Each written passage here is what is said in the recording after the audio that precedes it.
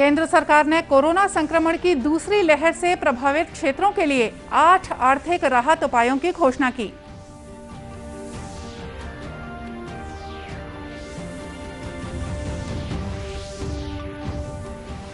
देश में अब तक 32 करोड़ 36 लाख कोरोना टीके लगाए गए। प्रधानमंत्री ने टीकाकरण अभियान में भारत की उपलब्धि पर प्रसन्नता व्यक्त की।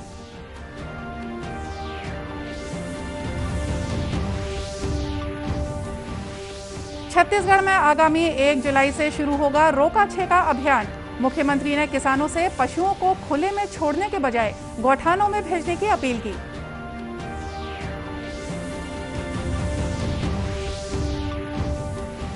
और पढ़ाई तो हर दुआर कार्यक्रम के अंतर्गत नियमित रूप से कक्षा लेने वाले 36 शिक्षक हर जिले में होंगे पुरस्कृत।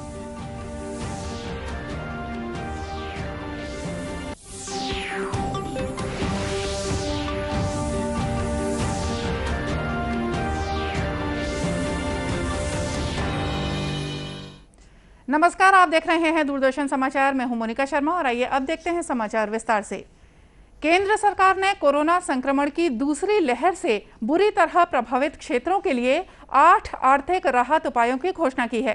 केंद्रीय वित्त मंत्री निर्मला सीतारमण और राज्य मंत्री अनुराग सिंह ठाकुर ने आज पत्रकार वार्ता में आपातकालीन क्रेडिट लोन गारंटी योजना के संबंध में जानकारी दी। उन्होंने बताया कि आत्मनिर्भर भारत पैकेज के तहत घोषित आपातकालीन क्रेडिट लोन गारंटी योजना के अलावा 1.5 लाख करोड़ रुपए का और क्रेडिट दिया जा रहा है। योजना का दायरा भी बढ़ाया गया है। कुल सीमा 3 लाख करोड़ रुपए बढ़ाकर 4.5 लाख करोड़ रुपए की गई है। वित्त राज्य मंत्री अनुराग सिंह ठाकुर ने बताया कि क्रेडिट गारंटी स्कीम के तहत 25 लाख लोगों को लाभ मिलेगा। सूक्ष्म वित्त संस्थानों के माध्यम से 1.25 लाख रुपए तक का ऋण दिया जाएगा।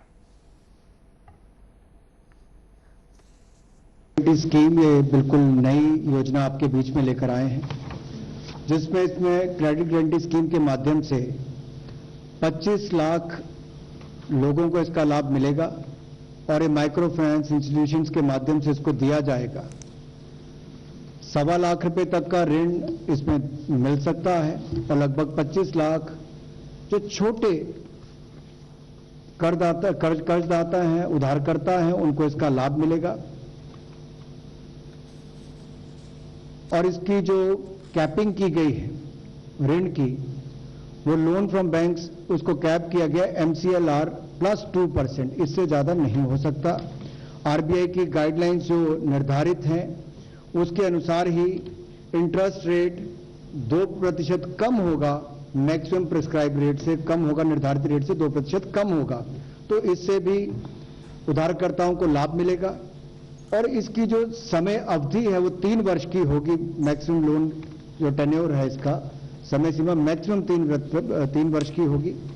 और 80% सहायता जो है वो माइक्रो फाइनेंस इंस्टीट्यूशंस को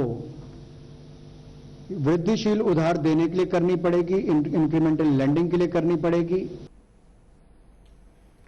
श्री ठाकुर ने यह भी बताया कि पर्यटन क्षेत्र को पुनर्जीवित करने के लिए भी केंद्र सरकार द्वारा बड़ा कदम उठाया गया है। इसके तहत पंजीकृत पर्यटक गाइडों और यात्रा और पर्यटन हितधारकों को वित्तीय सहायता प्रदान की जाएगी। सेक्टर से प्रभावित लोग हैं वो अपने देनदारी का निर्वहन कर सके, उस दृष्टि से इस योजना को लाया गया है। वो अपना वापस व्यापार या व्यवसाय शुरू कर सके, उस दृष्टि से इसको लाया गया है। या कोई नया कारोबार भी शुरू करना चाहे तो उस दृष्टि से उसकी मदद करेगा। इसमें कुल मिलाकर 10,700 जो हमारे क्षेत्रीय स्तर पर टूरिस्ट गाइड्स जो हमारे मिनिस्ट्री ऑफ टूरिज्म ने रिकॉग्नाइज कर रखे हैं, राज्यों में भी उनको इसका लाभ मिलेगा। राज्यों की सरकारों ने भी जिनको रिकॉग्नाइज किया है। और जो travel and tourism stakeholders हैं जो लगभग 904 हैं, उनको भी इसका लाभ मिलेगा। कितना लाभ मिलेगा?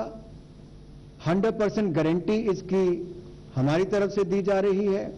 और इसमें 10 लाख रुपया जो हमारा travel and tourism stakeholder है उनको मिलेगा, प्रति एजेंसी को इतना उसको मिल सकता है। और 1 लाख रुपया टूरिस्ट गाइड्स जो लाइसेंस्ड है, जिनको लाइसेंस प्राप्त है या क्षेत्रीय या फिर राज्य के स्तर पर जिनको रिकॉग्नाइज किया गया उनको होगा।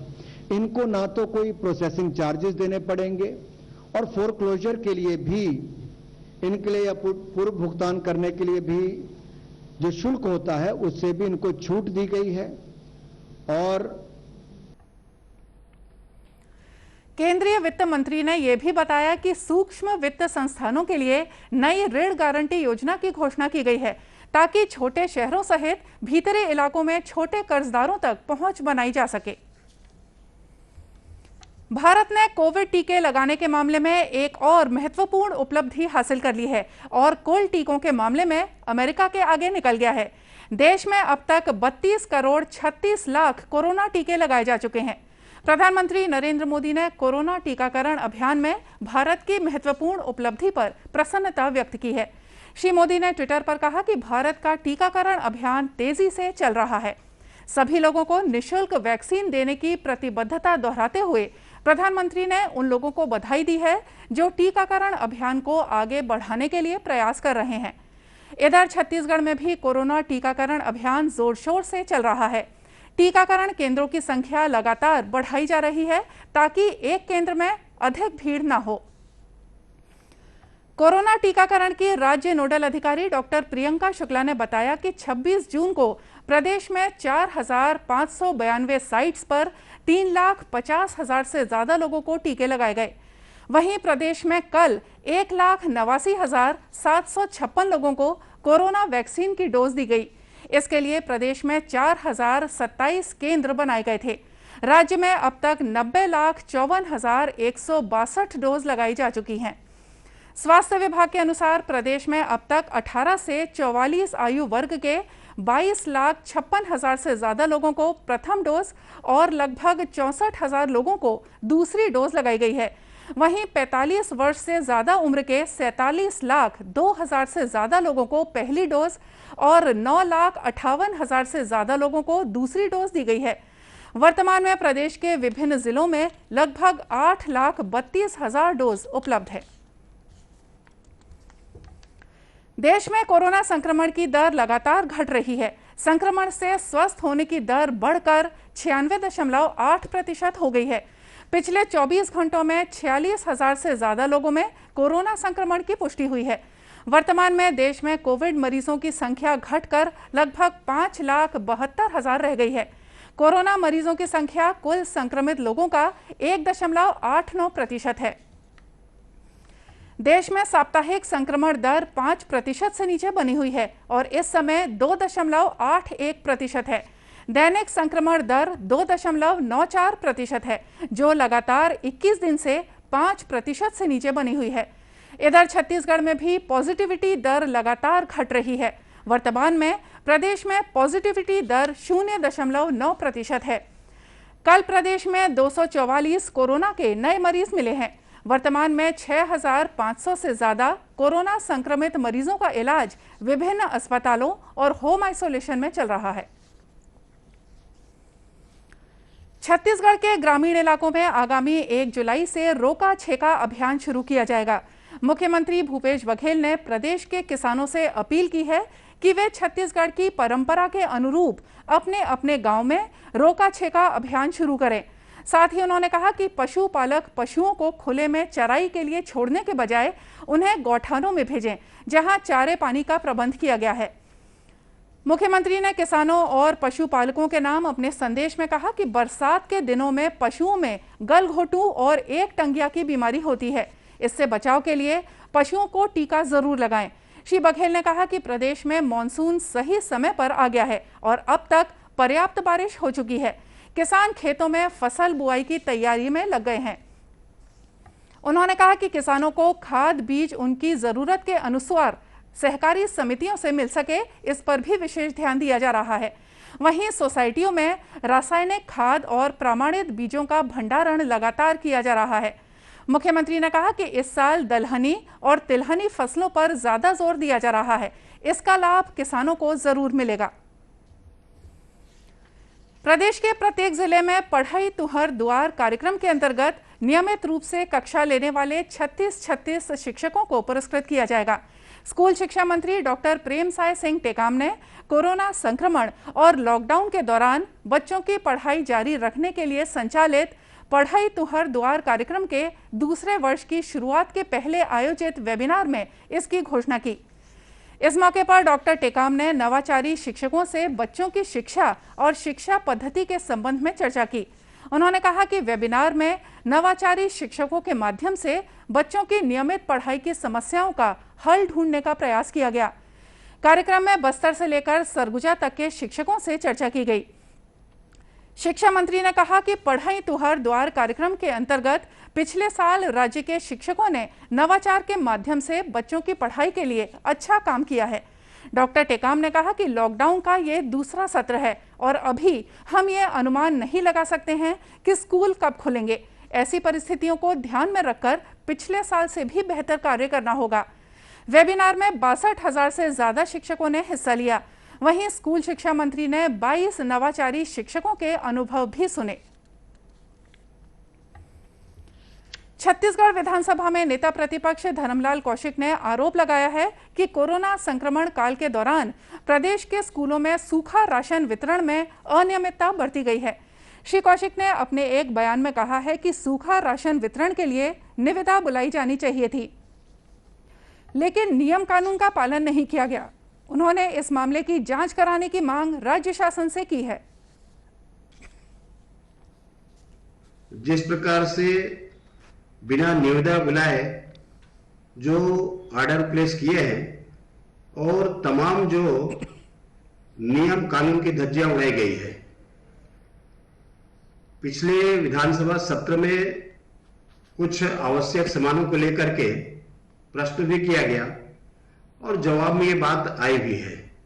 निश्चित रूप से इसके एक बड़े जांच की आवश्यकता है।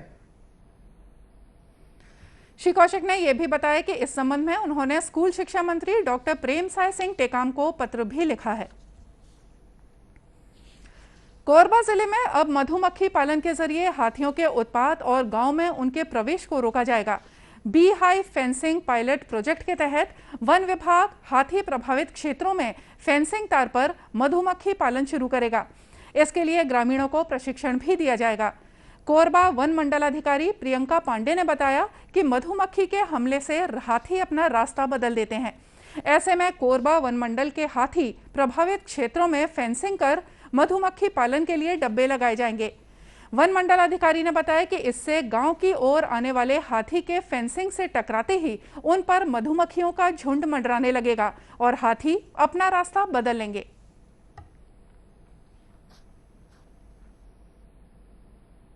हाथियों को भगाने के लिए अभी जो है कोरबा में एक पायलट परियोजना लाने का हम लोगों का विचार है, जिसमें हम जो है बी हाइव फेंसिंग नाम देते हैं। उसमें क्या होता है कि फेंस में मधुमक्खी को जो पालने के डिब्बे होते हैं वो लटक रहे होते हैं। तो जब कभी भी उस इलाके से हाथी गुजरता है और उसमें अगर एक सेंसर लगा दिया जाए जिसमें वाइब्रेशन से मक्खियाँ जो आवाज़ करने लगेंगी, तो उसकी वाइब्रेशन से हाथी जो है उसके करीब नहीं आते। उद्देश्य हमारा ये है कि हम जो है हाथी के मार्ग को या उसके कॉरिडोर को डिस्टर्ब नहीं करेंगे, बस हम जो है हाथियों का गांव में प्रवेश जो है उसको सीमित करने के लिए ये जो बी हाइव फेंसिंग है इसको लगाना चाहते हैं।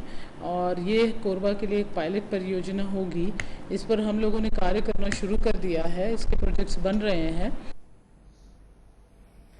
वन मंडलाधिकारी ने यह भी बताया कि इस परियोजना से स्थानीय ग्रामीणों को आर्थिक रूप से फायदा मिलेगा, वहीं हाथियों के हमले से होने वाली जनहानि को रोकने में भी मदद मिलेगी।